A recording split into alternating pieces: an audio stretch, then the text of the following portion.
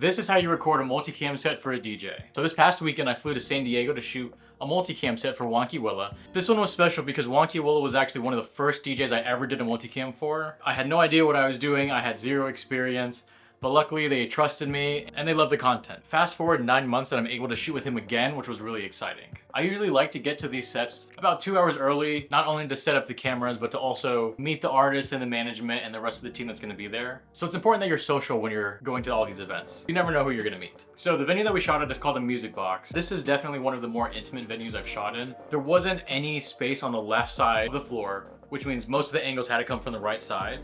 And not only that, but the right side was restricted for VIP. They wouldn't let us walk back and forth.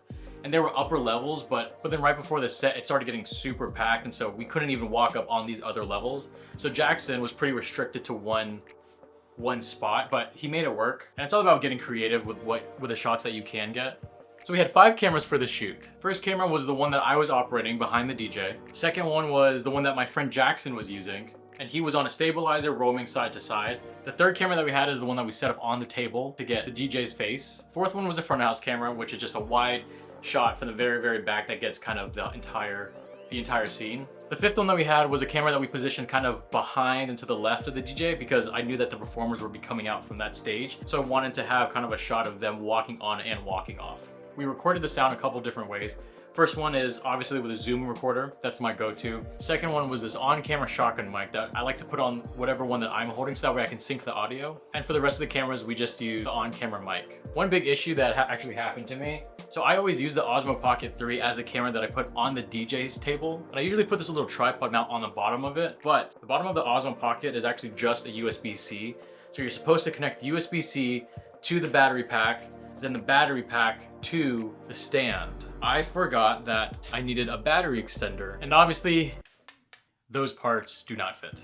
Once again, gaff tape and magic arms are saving my life because this is what I did. So because I didn't have a stand to put the Osmo on, I couldn't just put it on top of the table like I normally would. Originally, I wanted to tape a magic arm to the Osmo and then just clamp that magic arm onto the table. But when I got there, I realized that the table was too thick, so there wasn't any way I could possibly mount it. So I had to put it on top of the table somehow. I took 2 magic arms and put both of them into an L shape, and then I used gaff tape to tape the Osmo Pocket around these 2 limbs to kind of make like these little feet for it. Once I got that, I put that on top of the table, then I gaff taped that on top of the table, and as you can see in the footage, it looks totally fine. Once again, gaff tape and magic arms are saving my life. So not only did I do a multicam, but I also did photos. So halfway through, I had to stop, switch to my flash and get a couple of photos for the DJ and for Strawberry Disco Circus. I personally like doing photos a lot more, but I know doing videos is a lot more popular. So whenever I have to split up doing photo and video, I get a little stressed and I hope that I don't miss anything on video, but then also some things I really want to capture on photos specifically. It's real hard. You just gotta talk to management and figure out what each other wants. As soon as I got home that night, I started editing the photos and working on the multicam a little bit. Typically when I deliver photos, I deliver between 20 and 30, and then with multicams, usually about 10 to 15. For this one, we did 8 with Strawberry Disco Circus, and then we did 2 just regular WonkyWilla sets. Another issue I ran into that I've never ran into before is that someone stopped my recording. I had to set the front of house camera up on the 3rd floor, which was completely open to the public. I've set my camera and left it in the past, and I've never had any issues, but this is the first time people were messing with my camera. At first, I put a bunch of chairs and tables around it to try and keep people away from it, but eventually staff was like, oh no, you can't move furniture. So they gave me like security rope or whatever, so that way I can try and block off the area, and I had a feeling that that wasn't gonna do anything, and I was right. Because as you can see here, people are waving at the camera, people keep accidentally kicking it. And about an hour into the set, the recording, it just completely stopped. Afterwards, we were looking back at what could have happened, and the battery still had like 80%, SD card wasn't full. The only thing that we could think about is maybe the camera overheated, but we had 4 other cameras and none of them overheated. If I had to guess, I think someone might have just stopped the recording. I don't know.